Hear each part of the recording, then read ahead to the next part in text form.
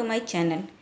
आज मैं आपके साथ शेयर करने जा रही हूँ क्लास 1 का इंग्लिश का टॉपिक 3। इसमें हम आज ग्रामर देखेंगे जो क्या 1 क्लास के बच्चों को पढ़ाया जाता है। सिंपल जो उनको बताया जाता है नाउन, वर्ब एंड एडजेक्टिव। अब ये तो हम लोग इस तरह से पढ़ते हैं नाउन, वर्ब, एडजेक्टिव। जो बच्चों को पढ़ाया जाता है वो नेमिंग वर्ड्स, नाउन को ही नेमिंग वर्ड्स बोलते हैं, वर्ब को एक्शन वर्ड्स, एडजेक्टिव को डिस्क्राइबिंग वर्ड्स। ये बुक में इस तरह से करके वो दिया होता है। चीज़ें यही होती है नाउन, वर्ब, एडजेक्टिव, लेकिन इसको नेमिंग वर्ड्स पढ़ते हैं, action words and describing words. ये बहुत ही सिंपल तरीके से बच्चों को आप समझा सकते हैं। अगर नाउन, वर्ब और एडजेक्टिव बोलते हैं तो बड़ा टफ सा लगता है कि बच्चों को समझाना। अगर आप नेमिंग वर्ड्स किसी भी चीज़, किसी भी वस्तु, अब इसका डिफिनीशन जो होता है बहुत ही आसान तरीके से बता सकते हैं बच्चों की। कोई भी चीज़ है, थिंग, प्लेस, पर्सन, एनिमल और फीलिंग्स। मतलब इसका मैं एग्जांपल बताऊंगी फीलिंग में क्या हम बच्चों को किस तरह से समझाएंगे। तो किसी भी चीज़ का नाम अगर हम देते हैं तो वो नाउन कहलाता है, नेमिंग वर्ड। इसी तरह verb, action words, describe what the noun does.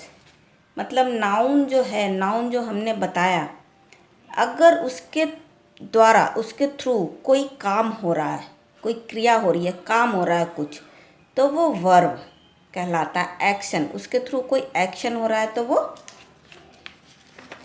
Verb कहलाता है, क्रिया, एक्शन वर्ड्स। इसी तरह adjective, describing words. An adjective is a word that describes a noun और प्रोनाउन।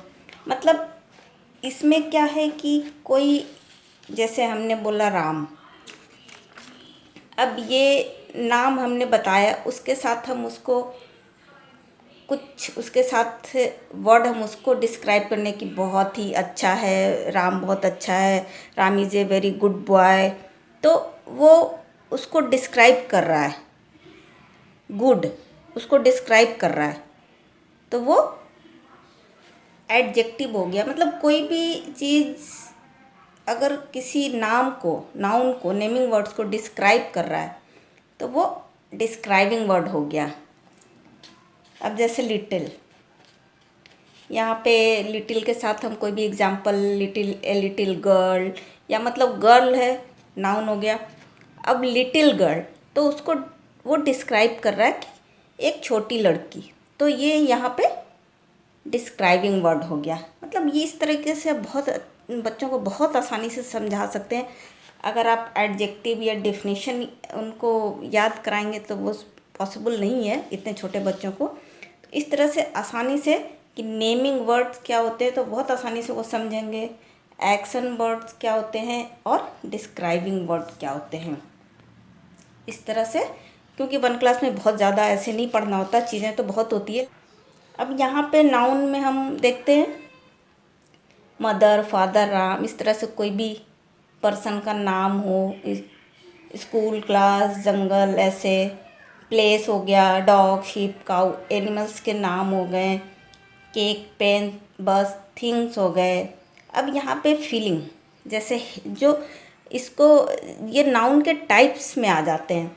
जैसे इसको कहा जाता है अब्स्ट्रैक्ट नाउन। ये बच्चों को इतना नहीं, लेकिन इतना पढ़ाना नहीं 1 क्लास में ये होता है, लेकिन ये चीज़ें होता है कि हेट, होप, मतलब भाव जो हम सिर्फ महसूस कर सकते हैं, फील कर सकते हैं या उसको एक्सप्रेस कर सकते हैं, तो वो भी नाउन कहलाता है।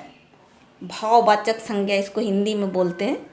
इस तरह से जैसे हेट, होप, जो बहुत सारे हैं जो कि बाद में चल के वो सारी चीज़ें फिर आई रही है छोटे बच्चों को, इतना उनके लिए काफ़ी होता है।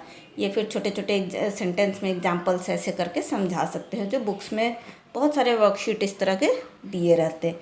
इसी तरह वर्ब हो गया मूव, जंप, क्राई, पुल, पुश, प्ले, ये सारे एक्शन वर्ड्स हो गए जो एक्शन। अब मूव है, मूव करना, मतलब ये एक्शन कुछ हो रहा है, और किसके थ्रू हो रहा है, नाउन के थ्रू हो रहा है।